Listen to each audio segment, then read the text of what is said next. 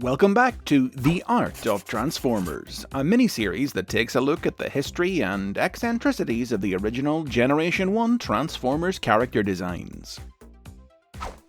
Last episode we discussed how, when creating the designs for the Transformers animated series, Marvel Productions artist Floro Deary started out by simply revising designs created by artist Shohei Kohara for the original Transformers toy and comic commercials. But for the other characters from the 1984 product line who hadn't appeared in those commercials, he had to start from scratch.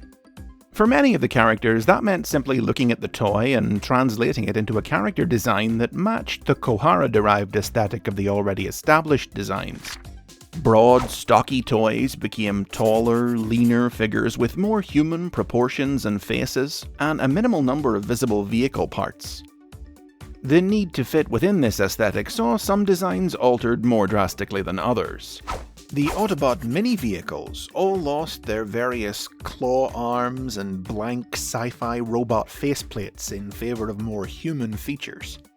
As did the Decepticon Viewfinder, whose design was used as the basis for all three components of Reflector, with Spyglass and Spectro's unique toy designs being totally abandoned.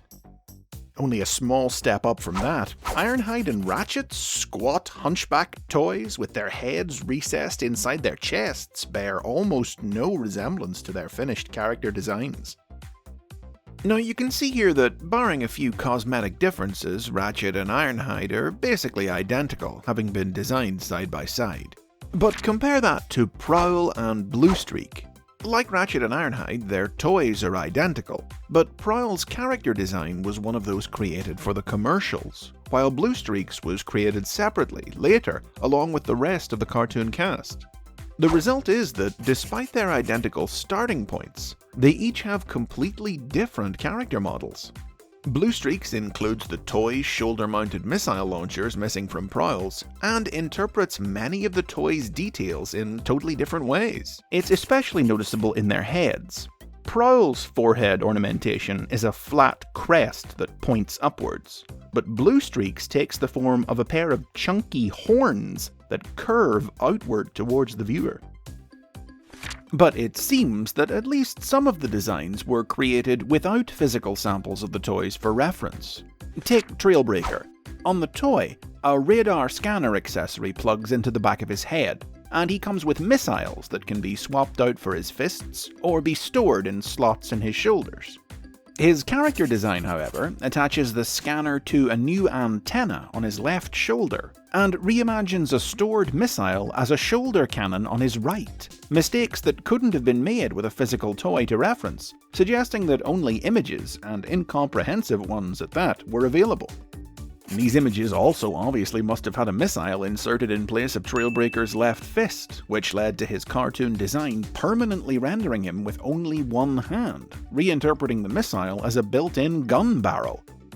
Sunstreaker's toy also had missiles that could be swapped for his fists, but because the reference material evidently didn't illustrate that, the character got to keep both his hands. Now for certain characters, Deary did have one piece of reference material besides the toys themselves. As you likely know, the first-year Transformers toys were originally created by Japanese toy company Takara, and released between 1982 and 1983 in two separate toy lines, Diaclone and Microchange, before being imported and rebranded by Hasbro. Of the 28 characters released by Hasbro in 1984, Takara had already created painted illustrations for about half of them for their Diaclone and Microchange toy packaging. Hasbro reused all this artwork for the Transformers line, and Deary had access to it during the design phase. And if you look close, the influence of this art on the character designs for certain members of the 1984 cast can be easily spotted. Ravage is one of the most obvious. His character design sheet is basically copied directly from his Microchange package art, posed mid-pounce.